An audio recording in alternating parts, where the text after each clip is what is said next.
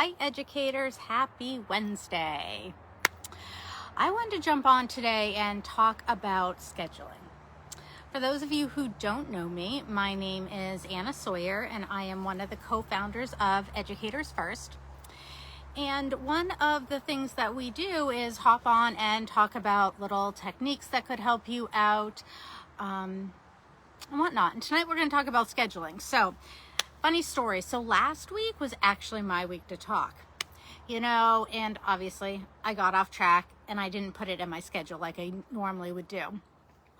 What I find is that during the school year, I'm able to stay so organized, even more hyper organized, because I'm like on top of my planner all the time, and I'm able to hold things in my head a lot easier, which is interesting, right? Because during the summer, you don't have as much to hold on to theoretically, but I still get lost very easily. Things that I used to be able to hold into my head, like, okay, every Wednesday you go to this meeting. Things like that I start to forget. So like last Wednesday, for instance, I knew that I had a live to jump on and do, but I totally forgot. I went golfing with my husband instead, which was awesome, but I totally missed where I was supposed to be. This is something that 6 months ago, a year ago, never would have happened.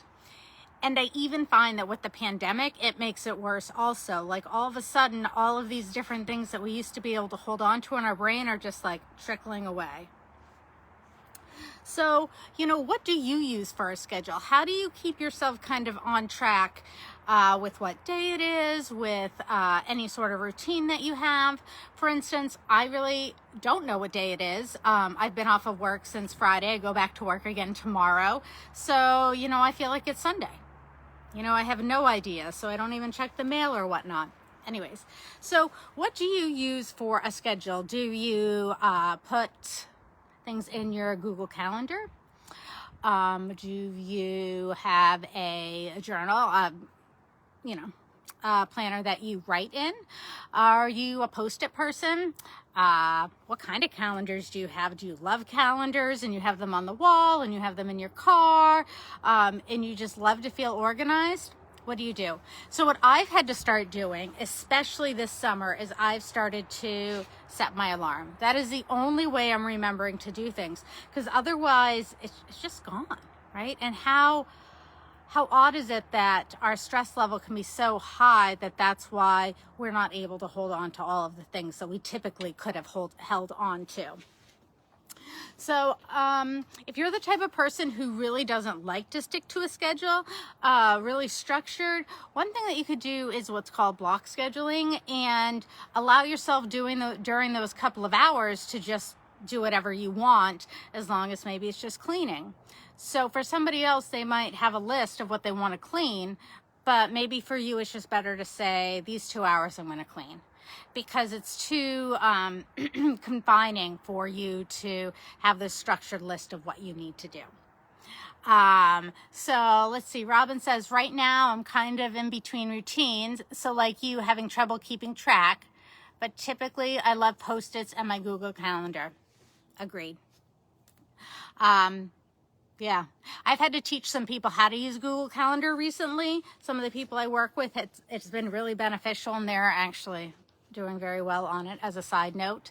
I love Post-its too. One of the things I realized is that I lose my Post-its. So now what I actually do is I put them into a planner book that's blank, that I just put all my Post-its into. So I think we really need to have a class on just organization.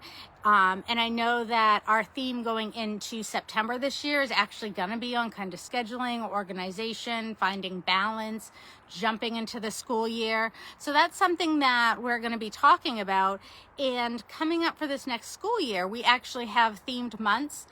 And so, like I said, that's what September will be. I think October, we're talking about addiction, and November, depression, December, grieving, and how this all incorporates into your job and into your personal life. And so we'll be having a monthly newsletter that comes out to you to just kind of give you a heads up about what we're going to talk about when you can join us. Yeah, and we're really excited about the changes that we're making. We're thrilled. Mallory and I have put in some continuing ed hours for this next year, which we're thrilled about.